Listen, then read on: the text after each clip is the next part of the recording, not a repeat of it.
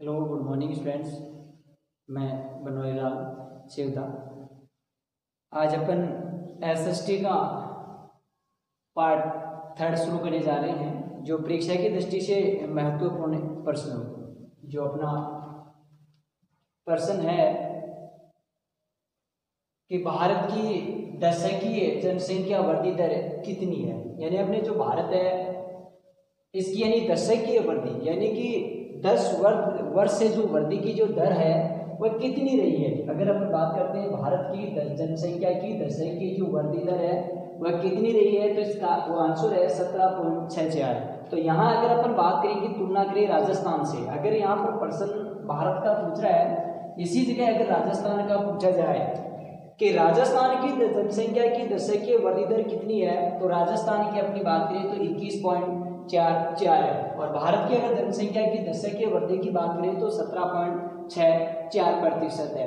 प्रश्न संख्या आगे वाला है कि सर्वाधिक जनसंख्या वृद्धि दर वाले यानी कि सर्वाधिक जो जनसंख्या वृद्धि दर वाले जो 4 अगर जो देश हैं उनके क्या बताने हैं, यानी कि नाम। यानी कि सर्वाधिक जो अपनी जनसंख्या जो वृद्धि वाले जो देश हैं उनके यानी कि नाम बताने की सबसे ज्यादा यहाँ पर यानी कि क्या है जनसंख्या, जिसके अंतर्गत पहला है चीन, दूसरा है भारत, तीसरा है यूएसए और चौथा है इंडोनेशिया। अगर अपन बात करें कि जनसंख्या की दृष्टि से सर्वाधिक दृष्टि से 4 देशों में अगर जनसंख्या की दृष्टि से तो भारत का कौन सा स्थान रहा, यानी भारत का स्थान रहा दूसरा। आगे वाला प्रश्न है कि भारत में कितनी प्रतिशत जनसंख्या निवास करती है। अगर भारत में जो जनसंख्या है वह कितनी प्रतिशत जनसंख्या क्या करती है निवास, यानी भारत में जो जनसंख्या है कितनी प्रतिशत है, तो कितनी है 17.5। अगर 17.5 तो अपनी जनसंख्या निवास करती है। अगर अपन दशकीय जो वृद्धि की बात करते हैं तो 17 पॉइंट कितना है 64%।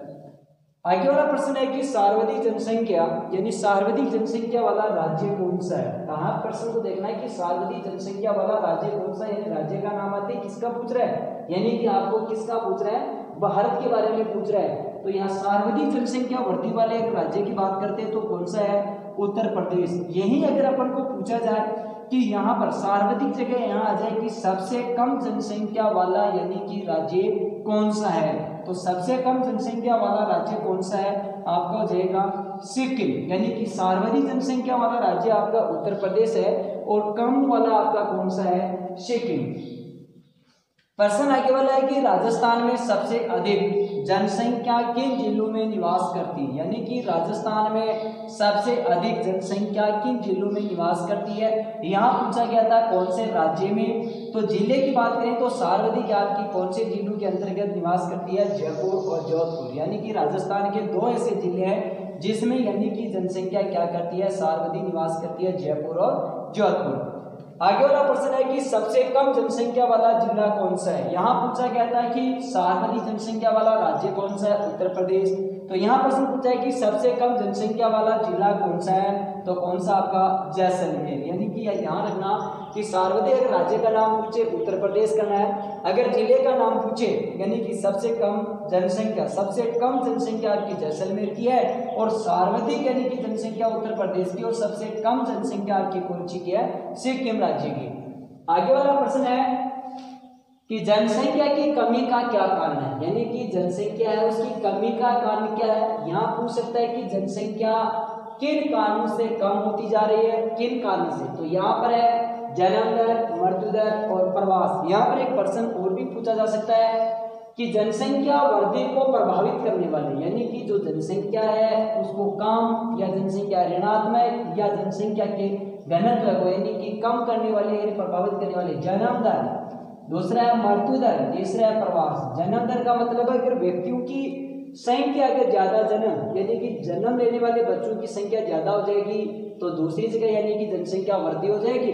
मृत्यु अगर मान लीजिए कि जनसंख्या मर जाएगी तो जनसंख्या ऋणात्मक हो जाएगी। प्रवास अगर एक स्थान से दूसरे स्थान पर लोग चले जाएंगे तो वहां पर भी जनसंख्या की क्या हो जाएगी, कमी। आगे वाला प्रश्न है कि भारत में किस राज्य में सर्वाधिक यानी भारत के किस राज्य में सर्वाधिक और न्यूनतम जनसंख्या घनत्व। यहाँ पर एक वर्ड है घनत्व, कि घनत्व किसे कहते हैं। घनत्व का अर्थ होता है कि प्रति वर्ग किलोमीटर में यानी निवास करने वाले व्यक्तियों की जो औसत संख्या होती है उसे क्या कहते हैं, जनसंख्या घनत्व। हमेशा जनसंख्या घनत्व को किस में मापा जाता है, संख्या में मापा जाता है, या उसको किस में मापा जाता है, प्रतिशत के अंतर्गत मापा जाता है। जो जनसंख्या घनत्व है प्रति वर्ग किलोमीटर पर मापा जाता है, जनसंख्या यानी इसको संख्या में या इसको प्रतिशत में व्यक्त किया जाता है। सर्वाधिक आपका जनसंख्या घनत्व जयपुर जिले का है, तो कितना है 598, और न्यूनतम जनसंख्या घनत्व किसका है, जैसलमेर का 17। यानी यहाँ पर प्रश्न पूछा गया था कि भारत के किस राज्य में, तो मैं यहाँ पर एक बार राजस्थान का बता रहा हूँ कि सर्वाधिक जयपुर जिले में और न्यूनतम जैसलमेर जिले में जनसंख्या घनत्व 17 व्यक्ति और सर्वाधिक जयपुर में 598। अब रहा भारत का, तो भारत में सर्वाधिक यानी कि आपका कहां पर है, बिहार में, न्यूनतम आपका कहां रहा, अरुणाचल प्रदेश में। यानी कि आपको इसके अंतर्गत भारत और राजस्थान दोनों के प्रश्न हल हो गए कि भारत के किस राज्य में सर्वाधिक यानी बिहार में, और न्यूनतम पूछा जाए तो आपका अरुणाचल प्रदेश में। सर्वाधिक अगर जिले के बारे में पूछा जाए तो जयपुर में, और न्यूनतम पूछा जाए तो आपका कौन सा जिला, जैसलमेर। अगर आपको जनसंख्या घनत्व पूछा जाए कि राजस्थान के जैसलमेर जिले में जनसंख्या घनत्व कितना है, 17, और अगर सर्वाधिक जनसंख्या घनत्व पूछा जाए तो जयपुर जिला हो जाएगा जिसमें 598 प्रति वर्ग किलोमीटर पर। आगे वाला प्रश्न है कि भारत का साक्षरता कितना प्रतिशत है। आपको एक प्रश्न वर्ड है साक्षरता। अगर आपको इस वर्ड का पूछे कि भारत का साक्षरता कितना प्रतिशत है, या आपको यह पूछे कि साक्षरता शब्द का क्या अर्थ है, इसका अर्थ यह होगा कि अगर एक बालक है या बालिका या व्यक्ति यानी कि जो 7 वर्ष का होता है, जो यानी कि पढ़ लेख अंकगणित यानी कि गणना कर सकता है, उसको क्या कहते हैं, साक्षरता। कितनी है भारत में, 74.04%। यानी भारत का जो साक्षरता का जो प्रतिशत है वह 74.04% है। आगे वाला प्रश्न है सर्वाधिक और न्यूनतम साक्षरता वाले राजस्थान के जिले कौन कौन से। यानी आपको प्रश्न पूछा है कि राजस्थान का सर्वाधिक यानी कि कहां पर साक्षरता है, न्यूनतम कहां, राजस्थान के जिलों की बात करते हैं। सर्वाधिक आपका कोटा जिले में है और न्यूनतम आपका कौन सा जिला है, जालोर जिले में। तो यहाँ एक प्रश्न है कि राजस्थान के अंतर्गत जो साक्षरता है उसकी अगर बात करें कि राजस्थान में साक्षरता का सर्वाधिक कोटा जिले के, न्यूनतम जालोर जिले में। अगर आप भारत की साक्षरता की बात करें तो 74.04% है। आगे वाला प्रश्न है कि भारत में नगर किसे कहते हैं। यानी कि भारत में नगर आप किसे कहते हैं। अगर अपन नगर की परिभाषा देते हैं तो एक सन 1991 की जनगणना के अनुसार अगर अपन भारत में नगर को अगर परिभाषित करते हैं तो सन 1991 की जनगणना के आधार पर करते हैं। क्या कहते हैं कि जहां पर कम से कम यानी कि 5000 व्यक्ति निवास करते हो, जनसंख्या घनत्व 400 व्यक्ति प्रति वर्ग किलोमीटर हो, जहां क्या हो, नगर हो, नगर निगम हो, नगर पालिका हो, सैनिक छावनी बोर्ड हो, और चौथा होता है कि जहां पर यानी कि 75% पुरुष यानी कि गैर कृषिगत यानी कि कार्य करते, उसे क्या कहते हैं, नगर कहते हैं। अगर आप नगर की परिभाषा देते हैं कि नगर किसे कहते हैं, जहां पर 5000 व्यक्ति निवास करते हैं, जनसंख्या घनत्व 400 व्यक्ति प्रति वर्ग किलोमीटर, जहां पर नगर निगम, नगर पालिका, सैनिक छावनी बोर्ड हो, 75% पुरुष गैर कृषिगत कार्यों में संलग्न, उसे क्या कहते हैं, नगर परिभाषित करते हैं। आगे वाला प्रश्न है किस वर्ष तक भारत विश्व का सबसे अधिक जनसंख्या वाला देश बन जाएगी। किस वर्ष में, यानी अपन बात करते हैं वर्तमान के लिए, प्रश्न पूछा है कि किस वर्ष तक, आगे की पूछी है, भारत विश्व का यानी सबसे अधिक जनसंख्या वाला देश बन जाएगा। तो 2045 के अंतर्गत यानी कि विश्व का सबसे अधिक जनसंख्या वाला देश बन जाएगा। अगर विश्व में बात करते हैं तो पहला स्थान चीन का है, दूसरा किसका है, भारत का।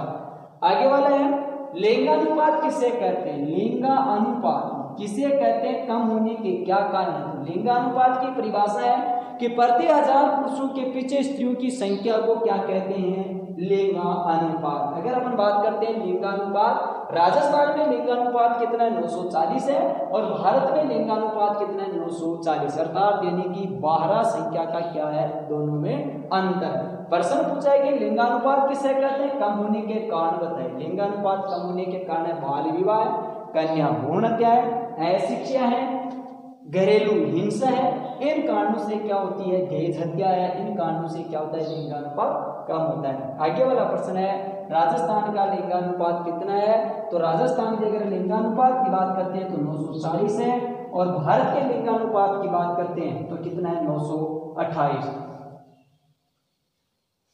परिवार नियोजन कार्यक्रम की शुरुआत, अगर कार्यक्रम परिवार जो अपना नियोजन है इस कार्यक्रम की शुरुआत कब हुई है? सन 1952 में। एक अपन पीछे थोड़ा वापस चलते हैं कि लिंगानुपात किसे कहते हैं। इसी में अगर अपन बात करें कि लिंगानुपात, सर्वाधिक लिंगानुपात आपके केरल राज्य का है जो 1084, और न्यूनतम अगर लिंगानुपात की बात करें तो आपके कौन से राज्य की है?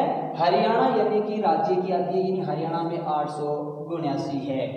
और आगे वाला प्रश्न, हाँ आगे,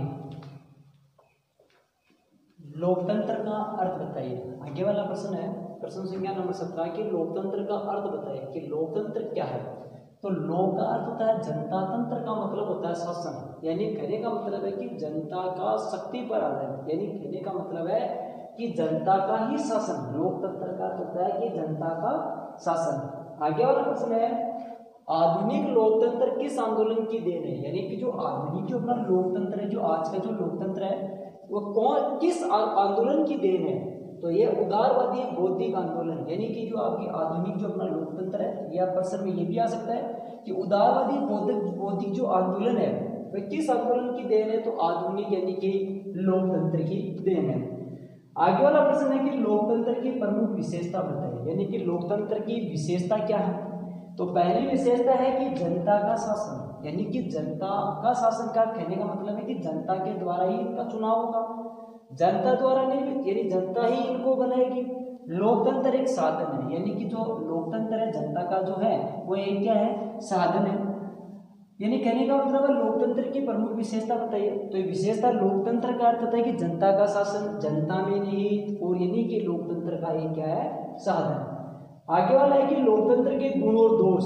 ये परीक्षा में पूछ सकते हैं कि लोकतंत्र के क्या गुण हैं, कोई 2 गुण बताइए, कोई 2 दोष बताइए।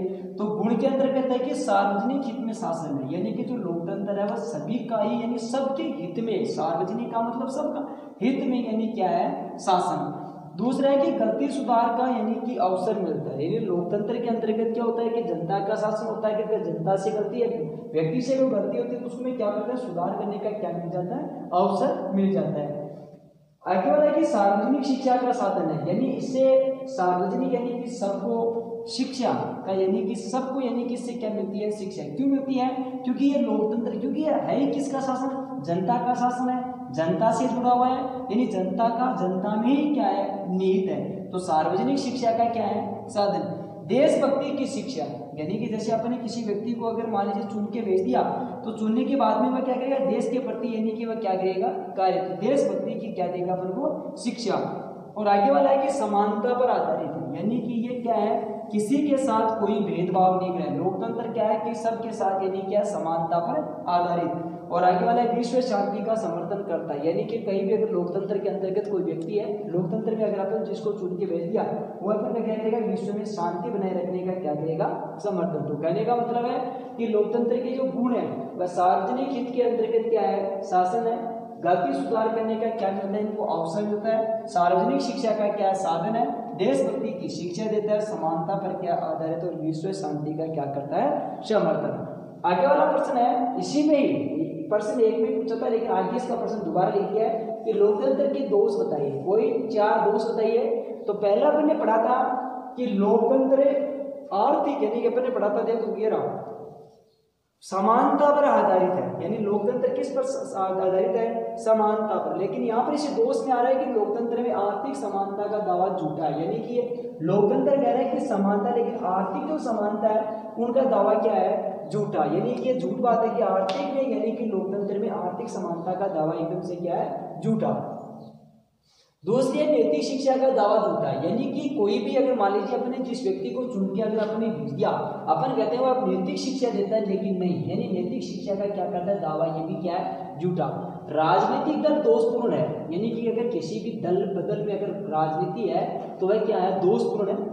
मतदाताओं द्वारा मत का प्रयोग नहीं करना, यानी कि कोई भी अगर वोट डालने वाला व्यक्ति है वो अपना वोट क्या नहीं करता है, खुद यानी कि स्वयं अपने वोट का उपयोग नहीं करता। तो कहने का मतलब क्या है कि लोकतंत्र के जो दोष हैं वह क्या करते हैं, आर्थिक समानता का दावा झूठा है, नैतिक शिक्षा का दावा झूठा है, राजनीतिक दल दोषपूर्ण है, मतदाताओं द्वारा मत का प्रयोग क्या नहीं करना, सही या नहीं करना, खुद का द्वारा प्रयोग नहीं करना।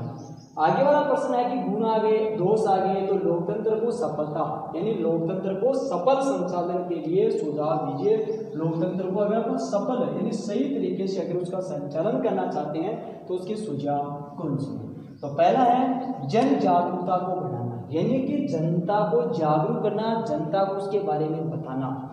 दूसरा है कि दल बदल पर प्रभावी नियंत्रण। अगर मान लीजिए कोई भी व्यक्ति है वो पार्टी हो, अगर दल बदल यानी अपनी दल को बदलता है एक से दूसरे में, यानी कि एक स्थायी नहीं रहता है, तो उसको नियंत्रण होना चाहिए। उससे क्या कहते हैं, लोकतंत्र का यानी कि जो संचालन होगा वह क्या होगा, सफल।